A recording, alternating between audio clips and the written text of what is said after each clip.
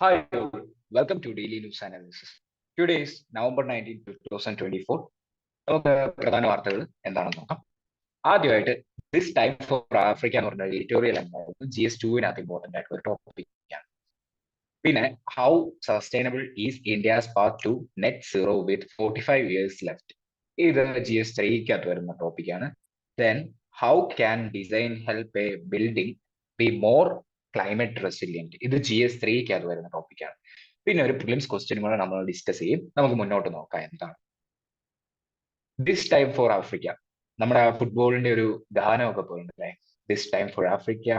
So ഇത് GS2വിനകത്ത് വരുന്ന ഒരു ടോപ്പിക്കാണ്. IR റിലേറ്റഡ് ആണ്. നമ്മുടെ ഇന്ത്യ ആഫ്രിക്ക റിലേഷൻസും ഒക്കെ ആയിട്ട് നമുക്ക് ബന്ധപ്പെടുന്നത്. നമുക്ക് എന്താണ് ഈ ആർട്ടിക്കിളിൽ പറയുന്നതെന്ന് നോക്കാം. Prime Minister Narendra Modi's recent visits to Nigeria, Brazil, and Guyana emphasize India's growing commitment to strengthening ties with Global South. നമുക്കറിയാം ഗ്ലോബൽ സൗത്ത് എന്ന് പറയുന്ന ഒരു കോൺസെപ്റ്റിനെ പറ്റി. സദേൺ ഹെമിസ്ഫിയറിലുള്ള കൺട്രീസ് മാത്രമല്ല, നമ്മൾ ഡെവലപ്പിംഗ് കൺട്രീസ് ഒക്കെ അതിൽ ഇൻക്ലൂഡഡ് ആയി. സദേൺ സൈഡിലുള്ളതും സദേൺ ഹെമിസ്ഫിയർ മാത്രമല്ല, കുറച്ചുകൂടെ മുകളിലുള്ളതാണ് ഇന്ത്യ ഉൾപ്പെടെ ഉള്ള ഭാഗങ്ങൾ എല്ലാം എന്തിന്റെ ഭാഗമായിട്ട് വരും? ഒരു ഗ്ലോബൽ സൗത്ത് എന്ന് പറയുന്നത്. അതായത് ഒരു വെസ്റ്റേൺ അല്ലെങ്കിൽ നോർത്തേൺ ആ ഒരു ഡോമിനേഷനെയാണല്ലോ നമ്മൾ ആ ഒരു അമേരിക്ക, US, യൂറോപ്പ്, ആ റീജിയൻസ് എല്ലാം കൂടെ നമുക്കൊരു നോർത്ത് സൈഡിലാണല്ലോ സ്ഥിതി ചെയ്യുന്നത്. അവിടെ ആ ഭാഗങ്ങളെല്ലാം ഡെവലപ്ഡ് ആയിട്ടുള്ള കൺട്രീസ്. അപ്പം നമ്മൾ ഡെവലപ്പിംഗ് ആയിട്ടുള്ള കൺട്രീസ് കൂടുതലും ആ നോർത്തേൺ സൈഡിനെ വെച്ച് കമ്പയർ ചെയ്യുമ്പോൾ, അതായത് US, യൂറോപ്യൻ ആ ഒരു സൈഡിനെ വെച്ച് കമ്പയർ ചെയ്യുമ്പോൾ ഡെവലപ്പിംഗ് കൺട്രീസ് എല്ലാം കൂടെ സൗത്ത് ആണ്.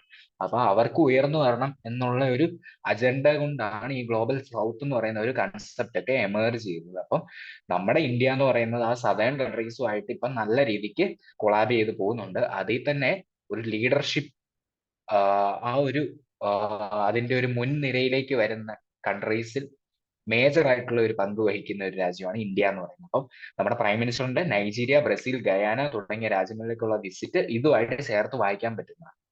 അപ്പം നമ്മുടെ മോദിജിയുടെ 2007 ഒരു വിസിറ്റ് ഉണ്ടായിരുന്നു നൈജീരിയയിലേക്ക്. അതൊക്കെ നമ്മുടെ ശരിക്കും പറഞ്ഞ ഡിഫൻസ്, പിന്നെ അതുപോലെ ഡിഫൻസിലൊക്കെ വളരെയധികം സ്ട്രാറ്റജിക് പാർട്ട്ണർഷിപ്സ് ഒക്കെ ഒന്നുകൂടെ ഊട്ടി ഉറപ്പിക്കുന്ന വിധത്തിലുള്ള ഒരു വിസിറ്റ് ആയിരുന്നു.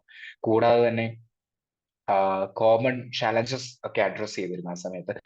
ടെററിസം, അതുപോലെ തന്നെ പൈറസി, പിന്നെ ഡ്രഗ് ട്രാഫിക്കിംഗ്, ഈ ഈ ടൈപ്പിലുള്ള കാര്യങ്ങളെല്ലാം ആ സമയത്ത് ചർച്ചയിൽ വന്നിരുന്നു. പിന്നെ കൂടാതെ നരേന്ദ്രമോദി പ്രൈം മിനിസ്റ്റർക്ക് എന്താണ് നൈജീരിയയുടെ highest civilian honour, the grand commander of the order of Niger എന്ന് പറയുന്ന ഒരു ഹയസ്റ്റ്, ആ രാജ്യത്തിന്റെ ഹയസ്റ്റ് ആയിട്ടുള്ള ഒരു സിവിലിയൻ ഓണറാണ് നമ്മുടെ ഇവിടുത്തെ ഭാരത് രത്ന എന്നൊക്കെ പറയുന്ന പോലെ ഒരു ഇതാണ്. അപ്പൊ the grand commander of the order of the Niger എന്ന് പറയുന്ന ഒരു ഹയസ്റ്റ് സിവിലിയൻ ഓണർ ഒക്കെ നൈജീരിയ കൊടുത്തിരുന്നു, highlighting India's long standing relationship with Nigeria, including its role in providing educational and medical support since Nigeria's independence. അപ്പൊ നൈജീരിയയുടെ സ്വാതന്ത്ര്യം മുതൽക്കേ നമ്മളെ ആ ഒരു നൈജീരിയ ആയിട്ട് നമ്മൾ കൊളാബറേറ്റ് ചെയ്ത് പോകുന്നതാണ് in the areas of education, medical support etcetera.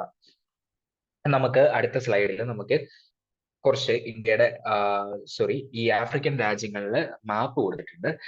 അതിൽ തന്നെ നമുക്ക് നൈജീരിയ എവിടെയാണ് ലൊക്കേറ്റ് ചെയ്യാൻ പറ്റുന്നത്. ഇവിടെ ഈ ഒരു ഏരിയ ആണ് നൈജീരിയ എന്ന് പറയുന്നത്. നൈജീരിയയുടെ സറൗണ്ടിങ് ആയിട്ട് ബെനിൻ എന്ന് പറയുന്ന ഒരു രാജ്യം വരുന്നുണ്ട്. പിന്നെ നൈജർ എന്ന് പറയുന്ന ഒരു രാജ്യമുണ്ട്. പിന്നെ കാമറൂൺ മുതലായ രാജ്യങ്ങളൊക്കെ നമ്മുടെ ഈ നൈജീരിയയുടെ ബൗണ്ടറിയിൽ വരുന്നുണ്ട്. ഓക്കെ, അടുത്തതായിട്ട് ബ്രസീല് നമുക്കറിയാം, നമ്മുടെ സൗത്ത് അമേരിക്ക ആ ഒരു റീജിയനിലുള്ളതാണ് നമ്മുടെ ഈ പറയപ്പെടുന്ന ബ്രസീൽ മുതലായ ഏരിയാസ് ഒക്കെ. അപ്പൊ അതൊക്കെ ഈ താഴെ വരുന്നുണ്ട്. പിന്നെ ഇത് സൗത്ത് അമേരിക്കയുടെ മാപ്പാണ് കൊടുത്തിരിക്കുന്നത്. ബ്രസീൽ ഈ ഭാഗത്തായിട്ട് വരുന്നത്. സൗത്ത് അമേരിക്കയുടെ ഏറ്റവും ടോപ്പിലുള്ള ഭാഗത്താണ് ബ്രസീൽ. പിന്നെ കൂടാതെ തന്നെ ഗയാന എന്ന് പറയുന്ന രാജ്യം ഇവിടെ വരുന്നുണ്ട്. ഓക്കെ, ഈ ഭാഗത്താണ് ആമസോൺ റിവർ ഒക്കെ ഫ്ലോ ചെയ്യുന്നുണ്ട്. അപ്പം ഇതൊക്കെ ഒരു മാപ്പ് ഐഡന്റിഫിക്കേഷനിൽ ജസ്റ്റ് ഓർത്ത് വെക്കുക.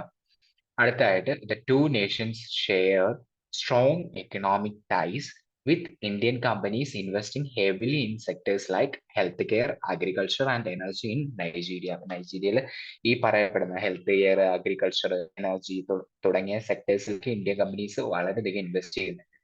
പിന്നെ കൂടാതെ Modi's visit coincided with discussions at the G20 in Brazil. ഇപ്പം G20 നടക്കുകയാണ്. എവിടെയാണ്? ബ്രസീലിലാന്ന് നമുക്കറിയാം. അവിടെ കഴിഞ്ഞ തവണത്തെ നമ്മൾ കണ്ടതാണ്, നമ്മുടെ ഇന്ത്യയിൽ നടന്ന, ന്യൂഡൽഹിയിൽ നടന്ന G20യുടെ മീറ്റിംഗ് ഉണ്ടായിരുന്നു. ആ മീറ്റിംഗിലെ പ്രധാനമായിട്ട് നമ്മൾ ഒരു ഹൈലൈറ്റ് ആയിട്ട് പറയുന്നതാണ് ആഫ്രിക്കൻ യൂണിയന് മെമ്പർഷിപ്പ് ഗ്രാന്റ് ചെയ്ത് കൊടുത്തു. പിന്നെ കൂടാതെ ഇന്ത്യയുടെ കമ്മിറ്റ്മെന്റും ഇമ്പോർട്ടന്റ് ആണ് സൗത്ത് സൗത്ത് കോപ്പറേഷനിൽ. ഞാൻ പറഞ്ഞു ആ ഒരു ഗ്ലോബൽ സൗത്ത് എന്ന് പറയുന്ന കോൺസെപ്റ്റ് വെച്ച് ചേർന്ന് പോകുന്നതാണ് സൗത്ത് സൗത്ത് കോപ്പറേഷൻ എന്ന് പറയുന്നത്. അതിലും ഇന്ത്യ വളരെയധികം കമ്മിറ്റഡ് ആണ്. പിന്നെ കൂടാതെ നമ്മുടെ ഒരു ഇന്ത്യ എന്ന് പറയുന്നത്, ഞാൻ പറഞ്ഞു, ഈ ഒരു ഗ്ലോബൽ സൗത്തിന് വേണ്ടി ഒരു വോയിസ് റേസ് ചെയ്യുന്ന ഒരു രാജ്യമാണ്. പിന്നെ അതിൽ ഇന്ത്യയുടെ പങ്ക് വളരെ വലുതാണ്. ഇന്ത്യയുടെ ലീഡർഷിപ്പ് ഇങ്ങനെയുള്ള ഫോറങ്ങളിലൊക്കെ എന്തുവാ ഈ ഫോറങ്ങളിലൊക്കെ ലീഡർഷിപ്പ് നല്ലതാണ്. അപ്പൊ ഇതിനകത്തൊരു വേ ഫോർവേഡ് പോലെ പറയുന്നതാണ് ഇതിനൊപ്പം ഇതിനെ അക്കമ്പനി ചെയ്തുകൊണ്ട് കുറച്ച് കോൺക്രീറ്റ് ആക്ഷൻസ് എടുക്കണം. അതായത് ആക്ഷൻ ഡ്രിവൺ ആയിട്ട് മുന്നോട്ട് പോകണം. പിന്നെ അതുപോലെ ഓവർവ്യൂ ആയിട്ട് കിടക്കുവാണ്. കഴിഞ്ഞ തവണ ഈ ഇന്ത്യ ആഫ്രിക്ക ഫോറം സബ്മിറ്റ് നടന്നിട്ട് ഇപ്പം 2015 ലാസ്റ്റ് ആണ്. ഇപ്പം ഇന്ത്യ ആഫ്രിക്ക തമ്മിലുള്ള ഒരു നയതന്ത്രപരമായിട്ടുള്ള ഒരു സബ്മിറ്റ്, ഫോറം സബ്മിറ്റ് എന്ന് പറയുന്ന ഒരു മേജർ ആയിട്ടുള്ള ഒരു സബ്മിറ്റ് ആയിരുന്നു ഇന്ത്യ ആഫ്രിക്ക ഫോറം സബ്മിറ്റ്. ഇത് 2015 ലാസ്റ്റ് നടക്കുന്നത്. അപ്പം അതൊക്കെ നടത്തണം, അതൊക്കെ റിവൈവ് ചെയ്യണം, ഇതൊരു ആക്ഷൻ മോഡിലേക്ക് എത്തണമെന്നാണ് ആർട്ടിക്കിൾ പ്രധാനമായിട്ടും പറയുന്നത്. പിന്നെ കൂടാതെ Modi's travel highlight India's growing influence in global governance, food, energy, and health security, aiming to build stronger alliances in the developing world and assert its role in shaping global policies. അപ്പം ഈ ഒരു travel കാര്യങ്ങളൊക്കെ ഇപ്പം അവിടേക്കുള്ള ആ ഒരു visit ഒക്കെ ആ രാജ്യങ്ങളിലേക്ക് പോകണമെന്ന് പറഞ്ഞാൽ അത് ആ ഒരു ഗ്ലോബൽ ഗവർണൻസിലും ഒക്കെ ഇൻഫ്ലുവൻസ് ചെയ്യും. പിന്നെ ഫുഡ്, എനർജി, ഹെൽത്ത് സെക്യൂരിറ്റി മുതലായ അലയൻസുകളിലൊക്കെ അല്ലെങ്കിൽ ആ ഒരു മേഖലകളിലൊക്കെ അതൊന്ന് ശക്തിപ്പെടും, ആ ഒരു അലയൻസ് എന്ന് പറയുന്നത്. പിന്നെ കൂടുതലായിട്ട് സ്ട്രോങ്ങർ അലയൻസ് ഡെവലപ്പിംഗ് വേൾഡിൽ ഉണ്ടാക്കിയെടുക്കാനുള്ള ആ ഒരു പോസിറ്റീവ് ആയിട്ടുള്ള ഒരു മൂവ്മെന്റും അവിടെ നമുക്ക് കാണാൻ പറ്റും. പിന്നെ അതുപോലെ തന്നെ ഗ്ലോബൽ പോളിസീസ് ഒക്കെ ഷേപ്പ് ചെയ്യുന്നതിലും ഇന്ത്യയുടെ ആ ഒരു പ്രാധാന്യം വർദ്ധിച്ചു വരും. ഓക്കെ, ഇതൊക്കെയായിരുന്നു ആ ആർട്ടിക്കിളിൽ പറയുന്നത്. ഇനി അടുത്ത ഒരു article, how sustainable is India's path to net zero with 45 years left. അപ്പം നെറ്റ് സീറോ ആവാൻ വേണ്ടി ഉള്ള മുന്നേറ്റത്തിലാണ് നമ്മൾ. കാരണം നമ്മളൊക്കെ അറിയാം, നമ്മുടെ കമ്മിറ്റ്മെന്റ് പ്രകാരം 2070 ആകുമ്പോഴത്തേനും പഞ്ചാമൃത് ആ ഒരു പോളിസീസിനെ പറ്റി നമുക്കറിയാം. ബഡ്ജറ്റിൽ, കഴിഞ്ഞ തവണത്തെ ബഡ്ജറ്റിലൊക്കെ ഉണ്ടായിരുന്ന പഞ്ചാമൃതിനെ പറ്റി, അതായത് ഒരു 5 പ്ലാൻസ് നമ്മൾ ഇറക്കിയിരുന്നു. അതിലൊരു പ്ലാൻ ആയിരുന്നു നെറ്റ് സീറോ നമ്മൾ 2070 ആകുമ്പോൾ അച്ചീവ് ചെയ്യുന്നത്. അപ്പം അതിന്റെ ആ ഒരു എത്രത്തോളം സസ്റ്റൈനബിൾ ആയിട്ടാണ് ഇന്ത്യ മുന്നോട്ട് പോകുന്നത് അച്ചീവ് ചെയ്യുന്നത്, ആ ഒരു രീതിക്കാണ് ഈ ആർട്ടിക്കിൾ വന്നിരിക്കുന്നത്. നമുക്ക് എന്താണ് ഈ ആർട്ടിക്കിൾ പറയുന്നത് നോക്കാം. The article discusses the significant challenges and strategies for addressing climate change with a focus on India's role. ഞാൻ പറഞ്ഞ കാര്യം മുന്നേ ഈ കാര്യം തന്നെയാണ് ഞാൻ തൊട്ട് മുന്നേ പറഞ്ഞത്. ക്ലൈമറ്റ് ചേഞ്ച് അഡ്രസ് ചെയ്യാനുള്ള അതിലുള്ള ഇന്ത്യയുടെ ഒരു റോളിനെ പറ്റിയാണ് ഈ ആർട്ടിക്കിൾ. അതിൽ റോൾ മാത്രമല്ല, അതിൽ ഇന്ത്യ ഫേസ് ചെയ്യാൻ പോകുന്ന ചാലഞ്ചസും എന്തൊക്കെ സ്ട്രാറ്റജീസ് ആണ് യൂസ് ചെയ്യുന്നത്, കാര്യങ്ങളൊക്കെ ഈ ആർട്ടിക്കിൾ പറയുന്നു. While global climate action is often discussed during the annual COP meetings, the outcome of the 2024 US presidential election would have more significant, substantial impact on global climate efforts than COP29. അപ്പം വളരെയധികം ഒരു impactful ആയിട്ടുള്ള ഒരു കാര്യമായിരുന്നു അടുത്തിടയ്ക്ക് നടന്ന US presidential election. ഇപ്പം Azerbaijani നമുക്കറിയാം COP നടക്കുക. ആ COPയേക്കാൾ കുറച്ചുകൂടെ ഒരു ഇമ്പാക്ട് ഉണ്ടാക്കുന്ന കാര്യമാണ് ഇപ്പോഴത്തെ US presidential election എന്ന് പറയുന്നത്. ഇന്നവേ അത് പോസിറ്റീവ് ആണോ നെഗറ്റീവ് ആണോ എന്നൊക്കെ ചോദിച്ചാൽ നമുക്കറിയാം. ഡൊണാൾഡ് ട്രംപിന്റെ ആ ഒരു പാരീസ് ക്ലൈമറ്റ് ഡീലിൽ നിന്നുള്ള അതിനോടുള്ള ഒരു നയങ്ങളും കാര്യങ്ങളൊക്കെ. So somewhat he is against that Paris climatic summit. So അതൊക്കെ വളരെയധികം നമ്മുടെ ഈ ഗ്ലോബൽ ക്ലൈമറ്റ് ആക്ഷനുമായിട്ട് ചേർത്ത് വായിക്കാൻ പറ്റുന്ന കാര്യങ്ങൾ എത്രത്തോളം അതിനെ ഇമ്പാക്ട് ചെയ്യും നെഗറ്റീവായിട്ട് ആ കാര്യങ്ങളൊക്കെ വളരെയധികം ഡിസ്കസ് ചെയ്യേണ്ടതാണ്.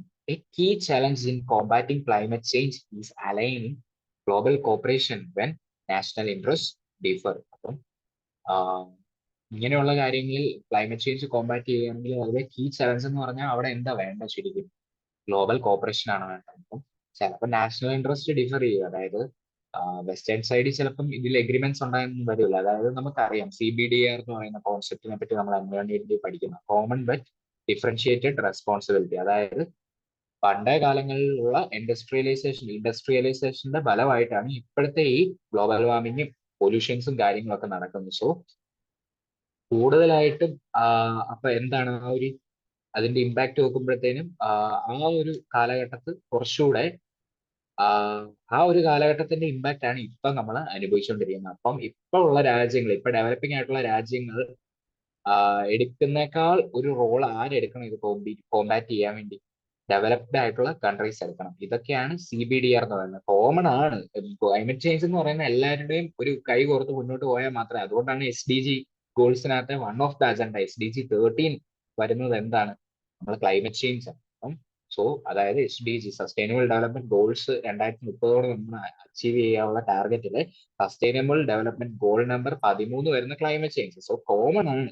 ബട്ട് റെസ്പോൺസിബിലിറ്റി ഏറ്റെടുക്കുമ്പോൾ അതിലെ എമിഷൻസ് കുറയ്ക്കണം എന്നുള്ള കാര്യങ്ങളൊക്കെ കൂടുതൽ ആരാണ് ചെയ്യേണ്ടത്? ഡെവലപ്ഡ് കൺട്രീസ് ആണ്. അതാണ് കോമൺ ബട്ട് ഡിഫറൻഷിയേറ്റഡ് റെസ്പോൺസിബിലിറ്റീസ് എന്ന് പറയുന്നത്. അപ്പം developed countries which are responsible for much of the historical emissions are expected to lead in reducing emissions. അവരൊരു ലീഡ് എടുക്കണം. And supporting finance for climate action. അതിന് അവരൊരു മുന്തിയ തരം ഒരു ഊന്നൽ കൊടുക്കണം. ഓക്കെ, അവർക്ക് കുറച്ചുകൂടി ഒരു റെസ്പോൺസിബിലിറ്റി ഉണ്ട്, അതാണ്. But these efforts have been insufficient. അപ്പം ഇപ്പോൾ ഉള്ള ഈ ഒരു സപ്പോർട്ട് ഫിനാൻസിങ് കാര്യങ്ങളൊക്കെ ഇപ്പോൾ ഉള്ള തരത്തിലാണെങ്കിൽ അത് it's insufficient to achieve our targets by 2030 അല്ലെങ്കിൽ നമുക്ക് ആ സസ്റ്റൈനബിൾ ഡെവലപ്മെന്റ് ഗോൾ ആണെങ്കിലും അല്ലെങ്കിൽ ഒരു ക്ലൈമറ്റ് ആക്ഷന്റെ ഒരു ടാർഗറ്റ് വെക്കുന്ന അച്ചീവ് ചെയ്യുകയാണെങ്കിൽ ഇപ്പോഴത്തെ എഫേർട്സ് എന്ന് പറയുന്നത് അത് ഇൻസഫിഷ്യന്റ് ആയിരിക്കും. പിന്നെ India with one of the lowest per capita emissions. നമുക്കറിയാം ഇന്ത്യ എന്ന് പറയുന്ന one of the lowest per capita emissions ഉള്ള രാജ്യങ്ങളിൽ ഒന്നാണ്. ഹാസ് കമ്മിറ്റഡ് ടു നമ്മൾ പോലും എന്ത് കമ്മിറ്റ് ചെയ്തിട്ടുണ്ട്? നെറ്റ് 0 അച്ചീവ് ചെയ്യുന്ന 2070 നമ്മൾ അച്ചീവ് ചെയ്യുന്നു നമ്മൾ കമ്മിറ്റ് ചെയ്തിട്ടുണ്ട്. However, the country faces significant resource constraints. Resource constraints നന്നായിട്ടുണ്ട്. ഫോർ എക്സാമ്പിൾ ലാൻഡിലെ അവൈലബിലിറ്റി, വാട്ടർ അവൈലബിലിറ്റി കാര്യങ്ങളൊക്കെ making the transition difficult.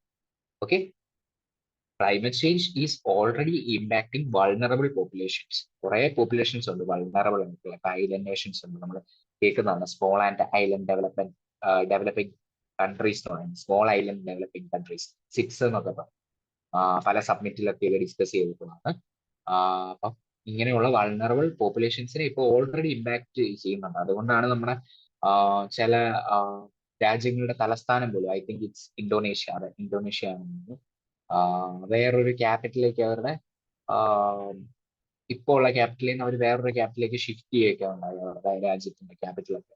Because ആ ഒരു വാട്ടർ ലെവൽ അവിടുത്തെ രാജ്യത്ത് റൈസ് ചെയ്തിട്ട് അവരുടെ ക്യാപിറ്റൽ അടുത്തിടയ്ക്ക് തന്നെ മുങ്ങിപ്പോകുന്ന സാഹചര്യം ഉണ്ടാവും. അതുകൊണ്ടാണ് അവർ അത് ഷിഫ്റ്റ് ചെയ്തത്. Okay, and India's development aspirations could become unsustainable without careful management of resources and energy consumption. Okay, അപ്പൊ എന്തോ ഈ പറയുന്നത്, ഇന്ത്യയുടെ ആ ഒരു ഡെവലപ്മെന്റ് ആസ്പിറേഷൻസ് ഒക്കെ അൺസസ്റ്റൈനബിൾ ആകും എപ്പോഴാണ് ഒരു നന്നായിട്ട് ഇത് കെയർഫുൾ ആയിട്ട് നമുക്ക് റിസോഴ്സ് എനർജി കൺസപ്ഷൻ ഒന്നും മാനേജ് ചെയ്യാൻ പറ്റില്ല. പിന്നെ ഈ ആർട്ടിക്കിൾ സജസ്റ്റ് ചെയ്യുന്നത്, article suggest that India must balance it's development goals with climate action. നമ്മുടെ ഡെവലപ്മെന്റ് ഗോൾസ് ക്ലൈമറ്റ് ആക്ഷനുമായിട്ട് ഒരു ബാലൻസ് വേണം മുന്നോട്ട് പോകാൻ വേണ്ടി, considering both supply and demand side measures. രണ്ടും നമ്മൾ കൺസിഡർ ചെയ്യണം. These include expanding renewable energy capacity, using energy efficient construction materials, promoting public transportation, and decentralising energy production. അപ്പൊ ഇതൊക്കെ നടത്തിയാൽ മാത്രമേ നമുക്ക് ഒരു സസ്റ്റൈനബിൾ ആയിട്ട് മുന്നോട്ട് പോകാൻ പറ്റുള്ളൂ. ഇതൊക്കെ ഒരു ഡെവലപ്മെന്റിന്റെ ഭാഗമാണ് സസ്റ്റൈനബിൾ ആയിട്ടുള്ള. Okay. Additionally India should expand nuclear power capacity to diversify its energy mix and reduce reliance on fossil fuels. നമ്മുടെ ഇപ്പോഴത്തെ ഹൈലി ഡിപ്പെൻഡന്റ് ആയിട്ടുള്ള ഫോസിൽ ഫ്യൂൽസിനെയാണല്ലോ നമ്മൾ ഡിപ്പെൻഡ് ചെയ്യുന്നത്. പെട്രോൾ, ഡീസൽ, ഇതിലേക്കൊക്കെയാണല്ലോ നമ്മൾ ഫ്യൂൽ ആയിട്ട് കൂടുതലും ഡിപ്പെൻഡ് ചെയ്യുന്നത്. സോ ഇതിൽ നിന്ന് മാറി നമ്മുടെ ആ ഒരു എനർജി മിക്സ് ഡൈവേഴ്സിഫൈ ചെയ്ത് ന്യൂക്ലിയർ പവർ കപ്പാസിറ്റി അതൊക്കെ എക്സ്പാൻഡ് ചെയ്ത് നമ്മൾ ന്യൂക്ലിയർ എനർജി ഒക്കെ യൂസ് ചെയ്യാൻ തുടങ്ങും. ആ രീതിക്കുള്ള ഒരു സജഷനും കൂടെയാണ്. So it's important for India to expand its nuclear power capacity to diversify its energy mix. ഒന്നിൽ തന്നെ നമ്മൾ ഡിപ്പെൻഡ് ചെയ്യുന്നത് പല ഇതിലേക്ക് ഡൈവേഴ്സിഫൈ ചെയ്യുന്ന എനർജി മിക്സ് ഒന്നും. Overall, the article emphasizes the need for equitable climate action. അപ്പോൾ ഇതെന്താണ് ഈ ആർട്ടിക്കിൾ എംഫസൈസ് ചെയ്യുന്നത്? ഇക്വിറ്റബിൾ ക്ലൈമറ്റ് ആക്ഷൻ നീഡഡ് ആണെന്ന് പറയുന്നത്. ഇക്വിറ്റബിൾ, എല്ലാവർക്കും ആ ഒരു ഷെയർഡ് റെസ്പോൺസിബിലിറ്റി ഉണ്ട്. ആരാണോ കൂടുതൽ എമിറ്റ് ചെയ്യുന്നത് അവർ കൂടുതൽ അവർ കൂടുതൽ, അല്ലെങ്കിൽ നേരത്തെ കൂടുതൽ എമിറ്റ് ചെയ്ത രാജ്യങ്ങൾ അവർ കൂടുതൽ റെസ്പോൺസിബിൾ ആണ്. ഒരു CBDR എന്നൊരു ആസ്പെക്ട് ആണ് ഈ ഇക്വിറ്റബിൾ ക്ലൈമറ്റ് ആക്ഷൻ ഉദ്ദേശിക്കുന്നത്. ഓക്കെ. പിന്നെ അടുത്ത് recognising that developing countries like India face unique challenges. നമുക്ക് ഡെവലപ്പ് ചെയ്യാനുണ്ട്. അപ്പൊ നമുക്ക് ഒത്തിരി റെസ്പോൺസിബിലിറ്റി എടുത്താൽ അത് നമ്മുടെ ഡെവലപ്മെന്റിനെ അത് അഫക്ട് ചെയ്യാൻ ചാൻസസ് ഉണ്ട്. സോ ഇന്ത്യ, നമ്മൾ തൊട്ട് മുന്നേ പറഞ്ഞ പോലെ, India must balance it's development goals with climate action. Okay.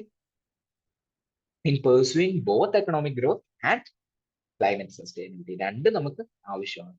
The author calls for a long-term strategy focused on sufficiency consumption corridors to avoid unsustainable growth while achieving climate goals. ഒരു balance നമ്മൾ പോകണമെന്നാണ് ഉദ്ദേശിക്കുന്നത്. Okay. അടുത്തതായിട്ട്, how can design help a building be more climate resilient? എങ്ങനെയാണ് ഒരു design, അല്ലെങ്കിൽ ഒരു ബിൽഡിങ്ങിന്റെ ഒരു ഡിസൈൻ എങ്ങനെ കൂടുതൽ ക്ലൈമറ്റ് റെസിലിയന്റ് ആക്കാം? ആ ഒരു ആർട്ടിക്കിൾ ആണ് നമ്മൾ ഡിസ്കസ് ചെയ്യുന്നത്. ഒരു ക്വസ്റ്റ്യൻ ആണ് നമ്മൾ റൈസ് ചെയ്തേക്കുന്നത്. സോ ഇതിന്റെ സൊല്യൂഷൻസ് ഇതിൽ തന്നെ പറയുന്നുണ്ട്. Let's look on it. First ഇതിനകത്ത് പറയുന്നത് ഹൈ പെർഫോമൻസ് ബിൽഡിങ്സിനെ പറ്റി. ഒരു GS3 ഇമ്പോർട്ടന്റ് ആണ്. ക്ലൈമറ്റ് ചേഞ്ച് ഒക്കെ ആയിട്ട് ബന്ധപ്പെട്ട്, അല്ലെങ്കിൽ എൻവയോൺമെന്റുമായിട്ട് ബന്ധപ്പെട്ട ഒരു important article. High performance buildings, HPBs എന്ന് പറയുന്നത് ഫിലിംസിലും ഇമ്പോർട്ടന്റ് ആണ്. HPBs, high performance buildings, they are key to sustainable construction, addressing challenges like energy efficiency, climate resilience and resource conservation.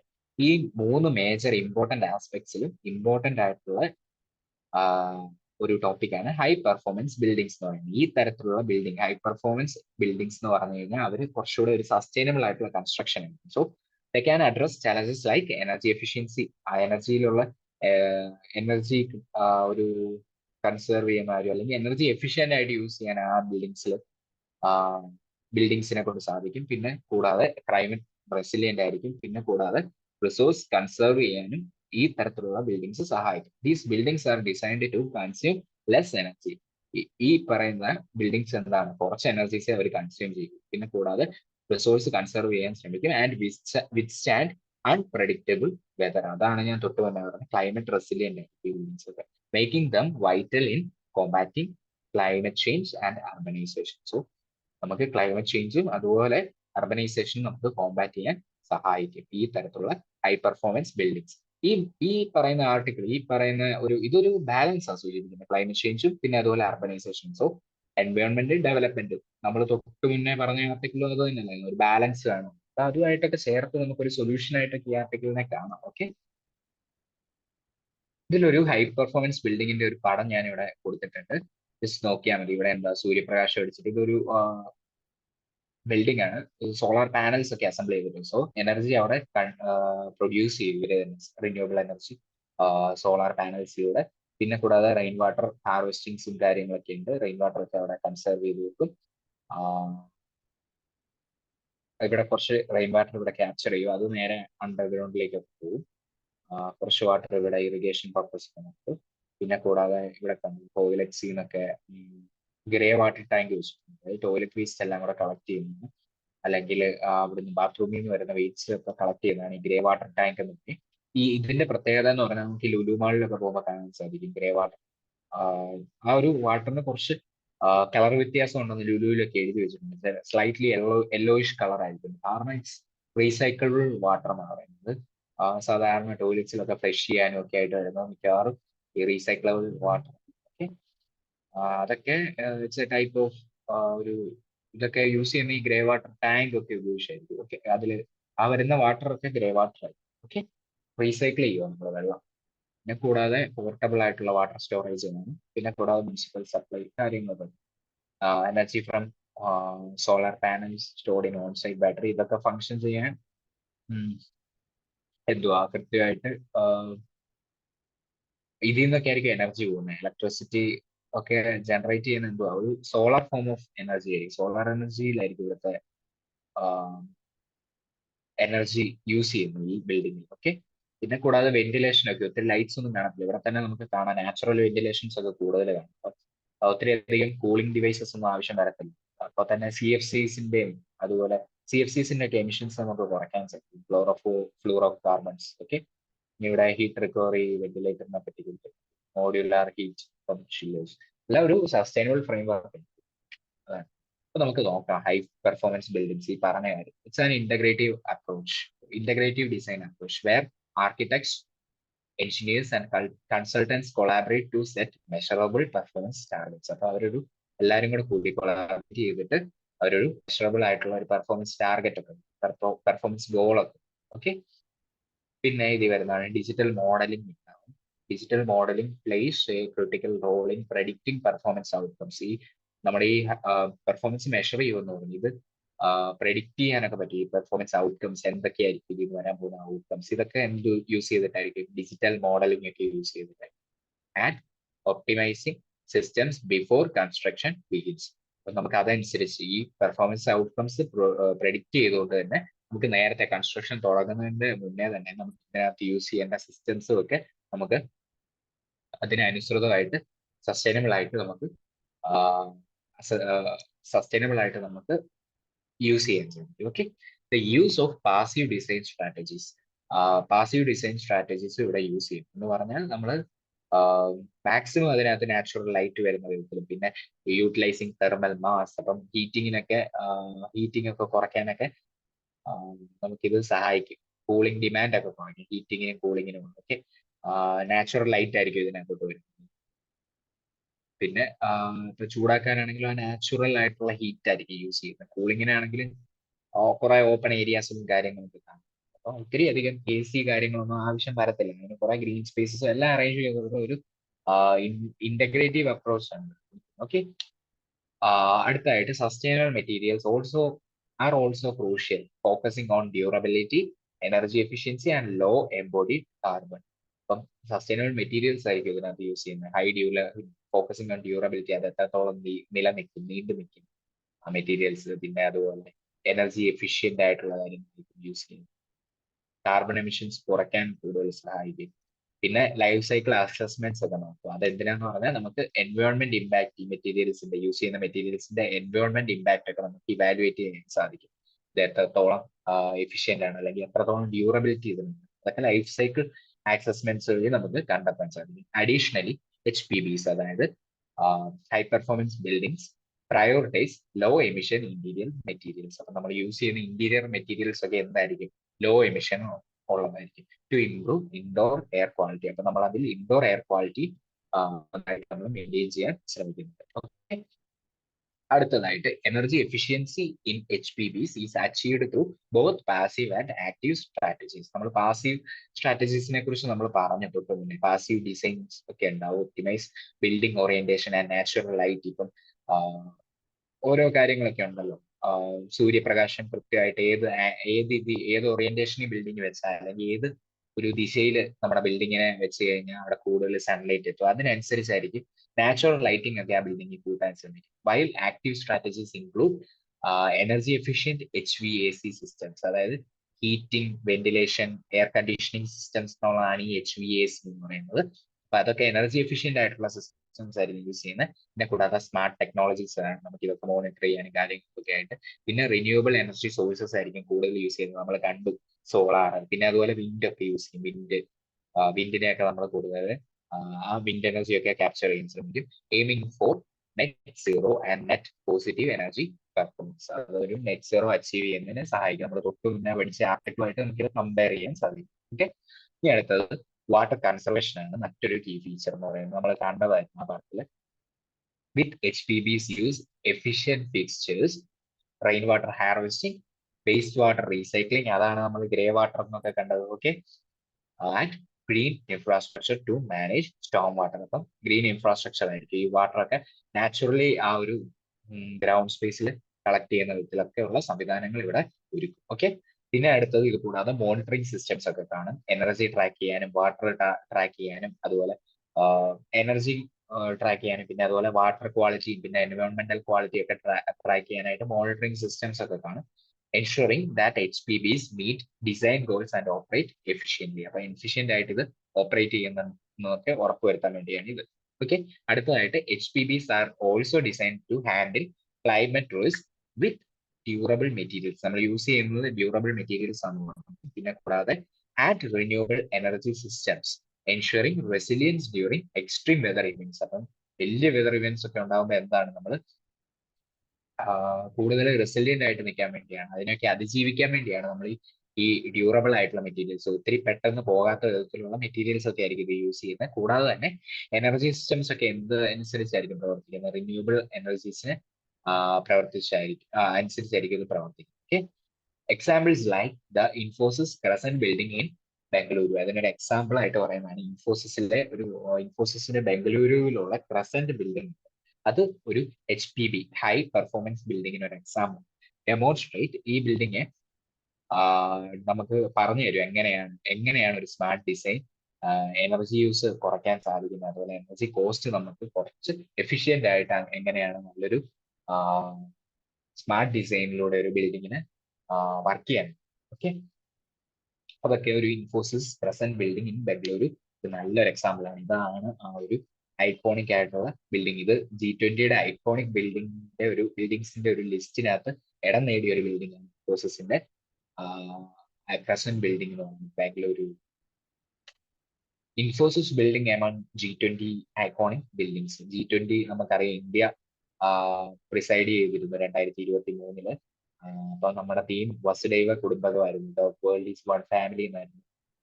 Through India's presidency, Bureau of Energy Efficiency of Government of India, together with international and country partners, aimed to showcase exemplary buildings and establishments to promote climate-sensitive design and behavior. അപ്പം നമ്മുടെ ആ സമയത്ത് bureau of energy efficiency ഒക്കെ ചേർന്നിട്ട് പല രാജ്യങ്ങളുമായിട്ട് country പാർട്ട്നേഴ്സും ഒക്കെ ആയിട്ട് ചേർന്നിട്ട് നമ്മൾ ഈ ഇങ്ങനത്തെ എക്സംപ്ലറി ബിൽഡിങ്സ് ഒക്കെ ഷോക്കേസ് ചെയ്തിട്ടുണ്ടായിരുന്നു ലോകത്തിന് ഷോക്കേസ് ചെയ്തിട്ടുണ്ടായിരുന്നു. ഇടം നേടിയ ഒരു ബിൽഡിംഗ് ആയിരുന്നു നമ്മുടെ ഈ 100 ഐക്കോണിക് സസ്റ്റൈനബിൾ ബിൽഡിംഗ്സ് ലിസ്റ്റിൽ വന്നതായിരുന്നു ഇൻഫോസിസ് ക്രസന്റ് ബിൽഡിംഗ് എന്ന് പറയുന്നത്. ഇതിന്റെ പ്രത്യേകത എന്ന് പറഞ്ഞാൽ നമ്മൾ പറഞ്ഞു സസ്റ്റൈനബിൾ ആയിട്ടുള്ള ഒരു ബിൽഡിംഗ് ആണിത്. പാസീവ് ആയിട്ടുള്ള ഡിസൈൻ ടെക്നിക്സ് ഒക്കെ അവർ യൂസ് ചെയ്ത് natural day lighting, efficient insulation, climate based shading, അങ്ങനെ ആർട്ടിഫിഷ്യൽ ലൈറ്റിംഗ് ഒക്കെ മിനിമൈസ് ചെയ്തു. നമ്മൾ ഈ പറഞ്ഞ ഹൈ പെർഫോമൻസ് ബിൽഡിങ്ങിന് വേണ്ട എല്ലാ കാര്യങ്ങളും അവര് ചെയ്തിരുന്നു. ഇൻഡോർ എയർ ക്വാളിറ്റി മോണിറ്റർ ചെയ്തിരുന്നു, എയർ സെൻസേഴ്സ് ഉണ്ടായിരുന്നു. പിന്നെ എനർജി കൺസംഷൻസ് ഒക്കെ എന്തുവാണ് മിനിമൈസ് ചെയ്തു. പിന്നെ റെയിൻ വാട്ടർ ഹാർവെസ്റ്റിംഗ് മുതലായ വാട്ടർ സേവിംഗ് ഫീച്ചേഴ്സ് ഉണ്ടായിരുന്നു ബിൽഡിങ്ങില്. ഗ്രേ വാട്ടർ റീസൈക്ലിംഗ് സിസ്റ്റംസ് ഉണ്ടായിരുന്നു. സോ ഇതൊക്കെ ഇതൊക്കെ കൊണ്ടാണ് അതിനെ ഒരു G20യുടെ ഐക്കോണിക് ബിൽഡിംഗ്സിനകത്ത് ഇടം നേടാൻ സഹായിച്ച features. Overall, HPBs set the standard for sustainable resilient buildings offering environmental and financial benefits. ഇവിടെ 2 ടൈപ്പ് ഓഫ് ബെനിഫിറ്റ് ഉണ്ട്.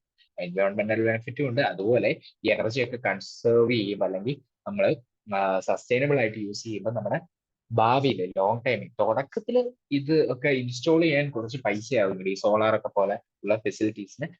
എങ്കിൽ പോലും ഗവൺമെന്റിന്റെ കുറെ അധികം സപ്പോർട്ട് ഉണ്ടെന്ന് നമുക്ക് അറിയാവുന്നതാണ്.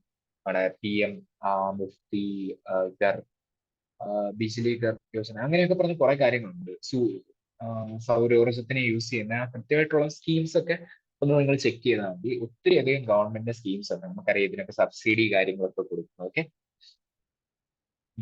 അപ്പം നമുക്ക് ഇതൊക്കെ ഒരു ലോങ് ടൈം ഇൻവെസ്റ്റ്മെന്റ് ആണ്. അപ്പം നമുക്ക് കുറച്ച് പൈസ മുടക്കിയാലും ലോങ് ടൈമിൽ നമുക്ക് നല്ല ലാഭമായിരിക്കും. Okay, so the goal is for all buildings to adopt HPV standards. എല്ലാ ബിൽഡിങ്ങും ഇത് അഡോപ്റ്റ് ചെയ്യണമെന്നുള്ളതാണ് നമ്മുടെ ഒരു ഇതിന്റെ ഒരു നമ്മുടെ ഒരു ആഗ്രഹം ഒന്നും. ഓക്കെ, അപ്പൊ നമുക്ക് ഇതുമായിട്ട് ബന്ധപ്പെട്ട ഒരു പ്രിലിംസ് ക്വസ്റ്റ്യനും കൂടെ ഡിസ്കസ് ചെയ്യാം. Which of the following buildings is an example of A high performance building in India? Just നമ്മൾ ഈ ആർട്ടിക്കിൾ കണ്ട ആളുകൾക്കെല്ലാം ഇത് നന്നായിട്ട് എഴുതാൻ സാധിക്കും, അറിയാം. ഇപ്പൊ തന്നെ ആൻസർ വന്നിട്ടുണ്ട്. Option A, the Infosys present building in Bengaluru which uses significantly less energy than typical office buildings. രണ്ടാമതായിട്ട് B, the Indian Institute of Human Settlements IIHS campus in Bengaluru, which uses conventional construction methods without focusing on energy efficiency. Option C, the Mumbai Gateway Office complex known for its high carbon emissions. Option D, the Chennai Central Station, which is built without considering climate resilience. So, എല്ലാവരും ഇതിന്റെ answer ഒന്ന് comment ബോക്സിൽ type ചെയ്യുക. Okay, so ഇങ്ങനെയൊക്കെ ആയിരിക്കും ഇതിന്ന് വരുന്നത്. എൻവയോൺമെന്റിന്റെ questions ഒക്കെ ഇങ്ങനെയും വരാം. ഓക്കെ, ഇങ്ങനെ മാത്രമല്ല പല രീതിയിൽ ചോദ്യങ്ങൾ ചോദിക്കും. സോ ഇപ്പൊ ഒരു ഹൈ പെർഫോമൻസ് ബിൽഡിംഗ് പറഞ്ഞുകൊണ്ട് ഇങ്ങനെ ഒരു G20 ആയിട്ടൊക്കെ റിലേറ്റഡ് ആയിട്ടായതുകൊണ്ട് ഇങ്ങനെയും ചോദ്യങ്ങൾ ചോദിക്കാം. സോ അതുകൊണ്ടാണ് ഇങ്ങനെ ഒരു ക്വസ്റ്റ്യൻ ഞാൻ ഫ്രെയിം ചെയ്തത്. സോ എല്ലാവർക്കും മനസ്സിലായെന്ന് വിശ്വസിക്കുന്നു. എന്തെങ്കിലും ഡൗട്ട്സ് ഒക്കെ ഉണ്ടെങ്കിൽ കമന്റ് ബോക്സിൽ ടൈപ്പ് ചെയ്യാം. So happy learning. ഓക്കെ.